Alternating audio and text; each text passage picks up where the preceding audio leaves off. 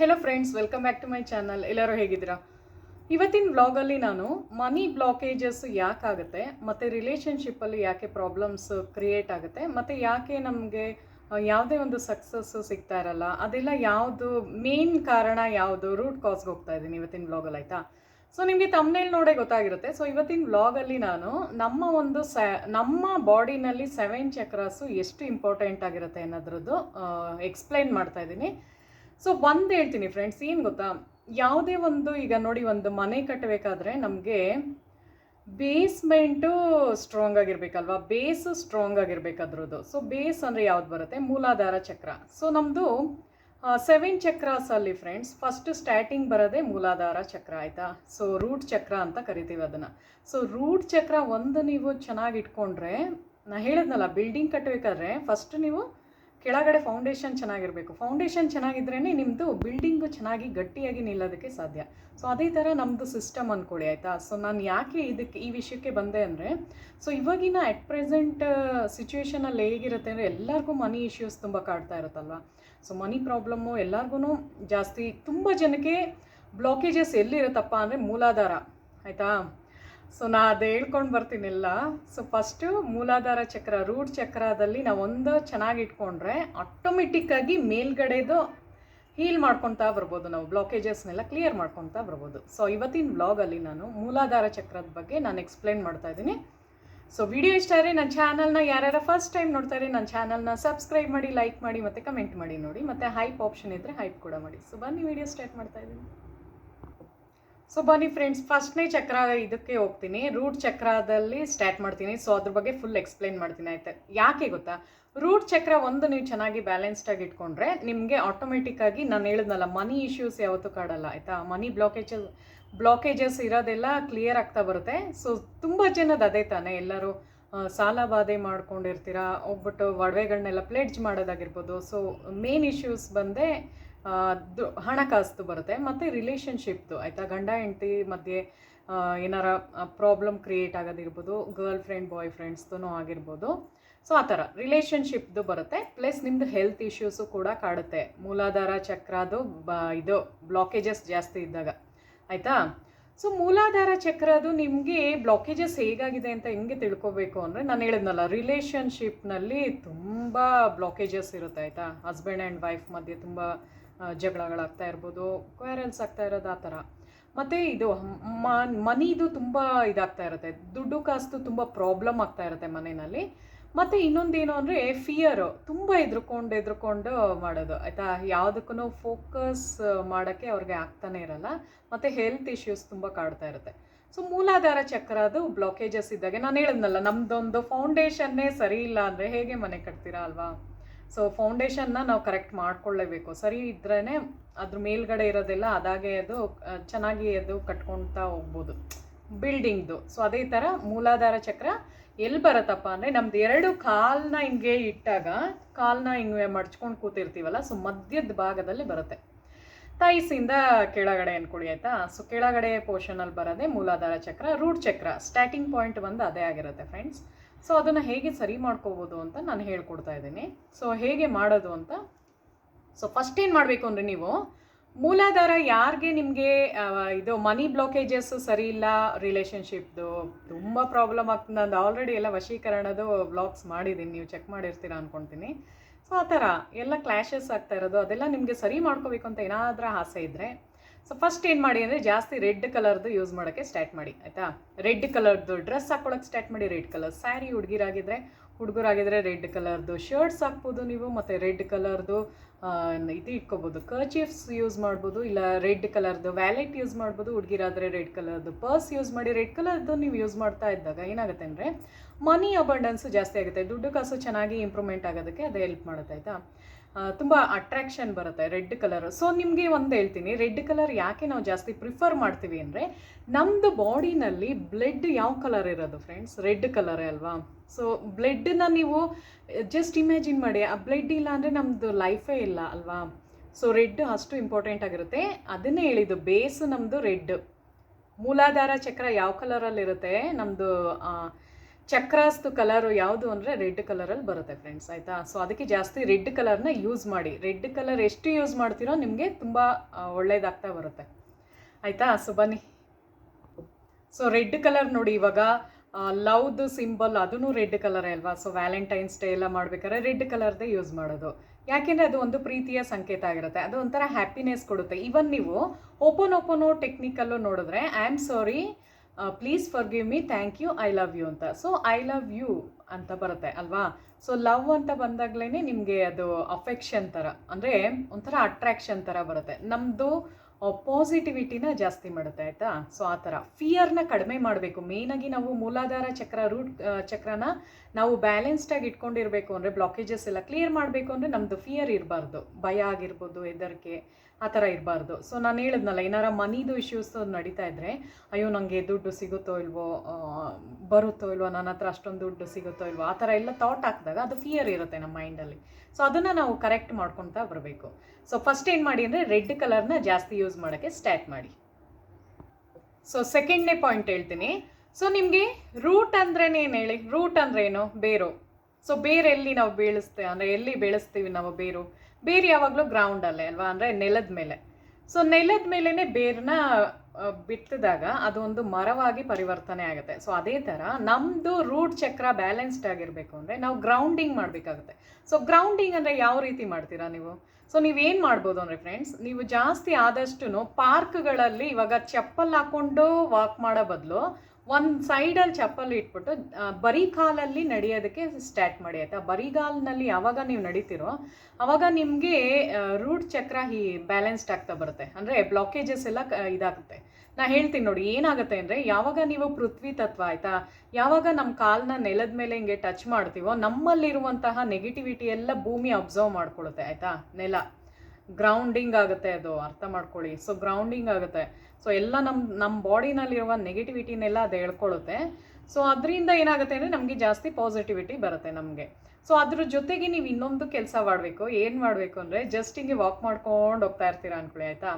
ಪಾರ್ಕಲ್ಲಾರ ಆಗಿರ್ಬೋದು, ಇಲ್ಲ ನಿಮ್ಮ ಮನೆ ಕೆಳಗಡೆ ಸುತ್ತಮುತ್ತ ಎಲ್ಲಿ ಬೇಕಾದ್ರೆ ಓಡಾಡ್ಕೊಂಡು ಬನ್ನಿ.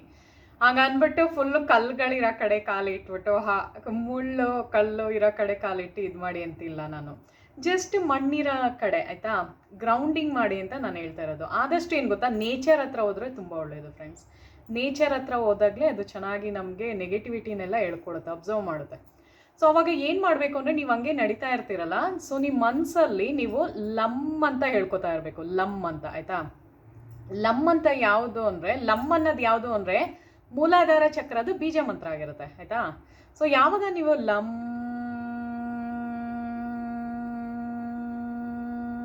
ಆ ಥರ, ಆಯಿತಾ, ಅದನ್ನು ಹಿಂಗೆ ಕೂತ್ಕೊಂಡು ಮೆಡಿಟೇಷನ್ ಥರನೂ ಮಾಡ್ಬೋದು. ಇಲ್ಲ ನೀವು, ನಾನು ಹೇಳಿದ್ನಲ್ಲ, ನಡ್ಕೊಂಡು ಹೋಗ್ಬೇಕಾದ್ರೂ ನೀವು ಜಸ್ಟ್ ಮನಸ್ಸಲ್ಲಿ ಒಂದು 11 ಸಲ 21 ಸಲ ಈ ಥರ ಜಸ್ಟ್ ಲಮ್ ಲಮ್ ಲಮ್ ಆ ಥರ ಪ್ರೊನೌನ್ಸ್ ಮಾಡ್ಕೊಳ್ಳೋದ್ರಿಂದ ಏನಾಗುತ್ತೆ ಅಂದರೆ ನಿಮ್ಮದು ಗ್ರೌಂಡಿಂಗ್ ಆಗುತ್ತೆ. ಯಾವಾಗ ನೀವು ಭೂಮಿ ಮೇಲೆ ನಡೆಯೋಕ್ಕೆ ಸ್ಟಾರ್ಟ್ ಮಾಡ್ತೀರೋ ನಿಮ್ಮ ನೆಗೆಟಿವಿಟಿ ಎಲ್ಲ ಹೋಗ್ತಾ ಇರುತ್ತೆ. ಯಾವಾಗ ಲಮ್ ಅಂತ ಹೇಳ್ಕೊತಿರೋ ಪಾಸಿಟಿವಿಟಿನ ಅಟ್ರ್ಯಾಕ್ಟ್ ಮಾಡ್ತೀರಾ. ಸೊ ಅವಾಗ ಅದು ಗ್ರೌಂಡಿಂಗ್ ಆಗುತ್ತೆ, ಆಯಿತಾ. ಸೊ ಅದು ಮೊದಲನೇ ಟೆಕ್ನಿಕ್ ಆಗಿತ್ತು. ಆವಾಗಲೇ ನಿಮಗೆ ಮನಿ ಬ್ಲಾಕೇಜಸ್ ಎಲ್ಲ ಕಡಿಮೆ ಆಗ್ತಾ ಬರೋದು, ರಿಲೇಷನ್ಶಿಪ್ದು ಸ್ಟ್ರಾಂಗ್ ಆಗ್ತಾ ಬರೋದು. ನಾನು ಹೇಳಿದ್ನಲ್ಲ, ತುಂಬ ಜಗಳ ಆಗ್ತಾ ಇರುತ್ತಲ್ಲ ಹಸ್ಬೆಂಡ್ ಆ್ಯಂಡ್ ವೈಫ್ಗೆ, ಬಾಯ್ ಫ್ರೆಂಡ್ಸ್ ಆಗಿರ್ಬೋದು, ಗರ್ಲ್ ಫ್ರೆಂಡ್ಸ್ ಆಗಿರ್ಬೋದು, ಎಲ್ಲರೂ ದೂರ ಇರ್ತಾರೆ, ಇದಕ್ಕಿದ್ದಂಗೆ ಬ್ಲಾಕ್ ಮಾಡಿಬಿಡ್ತಾರೆ ಅವ್ರ ಫೋನ್ ನಂಬರ್ನೇ ಯಾರು ಮಾತಾಡ್ಸಲ್ಲ. ಸೊ ಥರ ಎಲ್ಲ ಸಿಚುವೇಶನ್ ಬಂದಾಗ ಅದು ಮೂಲಾಧಾರ ಚಕ್ರದ್ದು ಬ್ಲಾಕೇಜಸ್ ಜಾಸ್ತಿ ಇರುತ್ತೆ ಅಂತಲೇ ಅರ್ಥ ಮಾಡ್ಕೊಳ್ಳಿ, ಆಯಿತಾ. ಸೊ ಈ ಥರ ಗ್ರೌಂಡಿಂಗ್ ಮಾಡ್ಕೋಬೇಕಾಗುತ್ತೆ ಅಂಥ ಸಿಚುವೇಶನಲ್ಲಿ ನೀವು. ಸೊ ಆದಷ್ಟು ಇನ್ನು ನಿಮಗೆ ಲಾನ್ ಮೇಲೆ ನಡೆಯೋದು ಇದ್ದರೆ ಇನ್ನೂ ಒಳ್ಳೆ ಚಾನ್ಸು ನಿಮಗೆ. ಅದಕ್ಕೆ ಪಾರ್ಕ್ಗಳಲ್ಲಿ ಹೋಗಿ ಅಂತ ಹೇಳ್ತಾ ಇರೋದು. ಮಾರ್ನಿಂಗ್ ಟೈಮ್ ಹೋಗಿ ಬೆಟರು, ಇಲ್ಲ ಈವ್ನಿಂಗ್ ಟೈಮು, ಆಯಿತಾ. ಆದಷ್ಟು ಬರೀ ಕಾಲಲ್ಲಿ ನಡೆಯೋಕ್ಕೆ ಟ್ರೈ ಮಾಡಿ, ಆವಾಗ ನಿಮ್ಮದು ನೆಗೆಟಿವಿಟಿ ಎಲ್ಲ ಹೇಳ್ಕೊಡುತ್ತೆ. ಬಟ್ ಮನಸ್ಸಲ್ಲಿ ಮಾತ್ರ ಲಮ್ ಲಮ್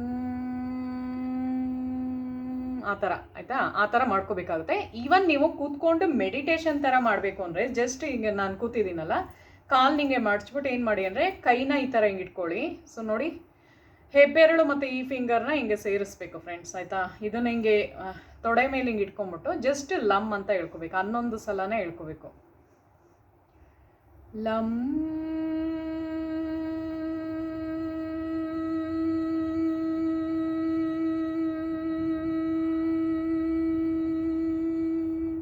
ಅದೆಷ್ಟು ಹೇಳ್ಕೊಂಡು ಹೋಗೋಕ್ಕಾಗುತ್ತೋ ಬ್ರೀತ್ ಅಷ್ಟು ಹೇಳ್ಕೊಂಡು ಹೋಗಿ. ಲಂ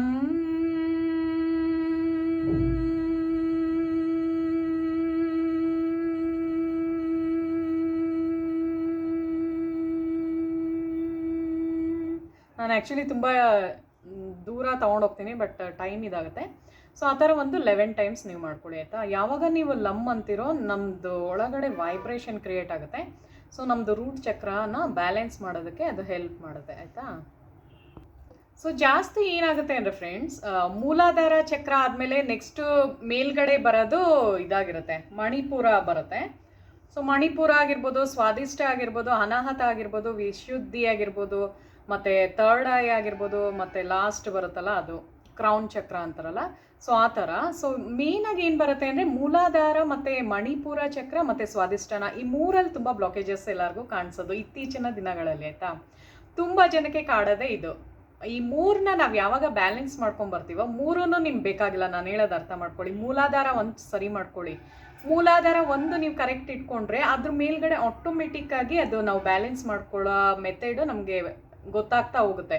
ಯಾವಾಗ ನಾವು ಭಯದಿಂದ ಮುಕ್ತರಾಗ್ತೀವೋ, ಅಂದರೆ ಫಿಯರ್ ಇರಬಾರ್ದು ಆಯಿತಾ. ಯಾವಾಗ ನಾನು ಹೇಳಿದ್ನಲ್ಲ ಗ್ರೌಂಡಿಂಗ್ ಮಾಡ್ಕೊಳ್ಳಿ ನಿಮ್ಮದು, ಮತ್ತು ಜಾಸ್ತಿ ಲಮ್ ಅನ್ನೋದನ್ನು ತುಂಬ ಪ್ರೊನೌನ್ಸ್ ಮಾಡ್ಕೊಂಬನ್ನಿ. ಮತ್ತು ರೆಡ್ ಕಲರ್ನ ತುಂಬ ಯೂಸ್ ಮಾಡಿ ಆಯಿತಾ. ರೆಡ್ ಕಲರ್ ಡ್ರೆಸ್ ಆಗಿರ್ಬೋದು, ಯಾವುದೇ ಆಗಿರ್ಬೋದು, ಒಟ್ಟಿನಲ್ಲಿ ನಿಮ್ಮದು ಬಾಡಿನಲ್ಲಿ ನೀವು ರೆಡ್ ಕಲರ್ನ ವೇರ್ ಮಾಡಿರಬೇಕು. ರೆಡ್ ಕಲರ್ದು ಬಿಂದಿ ಆಗಿರ್ಬೋದು, ಸಿಂಧೂರು ನಾನು ಆ್ಯಕ್ಚುಲಿ ಹಾಕಿಲ್ಲ, ರೆಡ್ ಕಲರ್ ಬಿಂದಿ ಹಾಕಿರ್ಬೋದು, ಇಲ್ಲ ರೆಡ್ ಕಲರ್ದು ಲಿಪ್ಸ್ಟಿಕ್ಕು ಆಗಿರ್ಬೋದು ಹುಡುಗಿರಾದ್ರೆ ನಾನು ಹೇಳೋದು ಆಯಿತಾ. ಸೊ ಅದು ಜಾಸ್ತಿ ರೆಡ್ಡನ್ನ ಜಾಸ್ತಿ ಯೂಸ್ ಮಾಡೋಕ್ಕೆ ಸ್ಟಾರ್ಟ್ ಮಾಡಿ ಆಯಿತಾ. ಸೊ ಬನ್ನಿ, ಮತ್ತು ಇನ್ನೊಂದು ಟಿಪ್ ಹೇಳ್ತೀನಿ. ನಿಮ್ಮದು ರಿಲೇಷನ್ಶಿಪ್ನ ಸ್ಟ್ರಾಂಗ್ ಮಾಡ್ಕೋಬೇಕು ಅಂತ ನಿಮ್ಗೆ ಏನಾರ ಆಸೆ ಇದ್ದರೆ ನೀವೇನು ಮಾಡಿ ಅಂದರೆ, ಕೆಂಪು ಕಲರ್ದು ರೋಸ್ ಬರುತ್ತಲ್ಲ ಫ್ರೆಂಡ್ಸ್, ಕೆಂಪು ಕಲರ್ದು ರೋಸ್ನ ನೀವೇನು ಮಾಡಿ ಅಂದರೆ ಮಂಗಳವಾರದ ದಿನ ನೀವೇನು ಮಾಡಿ ಅಂದರೆ, ಇದು ಜಾಸ್ಮಿನ್ದು ಒಂದು ಆಯಿಲ್ ಬರುತ್ತೆ ಆಯಿತಾ. ಅಂದರೆ ಮಲ್ಲಿಗೆ ಹೂದು ಆಯಿಲ್ ಬರುತ್ತೆ, ಮಲ್ಲಿಗೆ ಹೂದು ಎಣ್ಣೆ ಬರುತ್ತೆ. ಸೊ ಅದು ನೀವು ಯಾವ್ದಾರ ಇದರಲ್ಲಿ ನೋಡ್ಕೋಬೋದು, ಅಮೆಝಾನ್, ಫ್ಲಿಪ್ಕಾರ್ಟ್ ಅಂತ ಕಡೆ ಸಿಗುತ್ತೆ ಶಾಪಿಂಗ್ ಇದರಲ್ಲಿ. ಸೊ ಅದನ್ನು ಒಂದು ಡಬ್ಬದಲ್ಲಿ ಯಾರ್ದಾರ, ಇಲ್ಲಾಂದರೆ ನೀವು ಪೂಜಾ ಸಾಮಾನು ಸಿಗುತ್ತಲ್ಲ ಅಂಥ ಕಡೆನೂ ಸಿಗುತ್ತೆ ಇವಾಗೆಲ್ಲ ಆಯಿತಾ, ಅಲ್ಲಿ ಟ್ರೈ ಮಾಡಿ.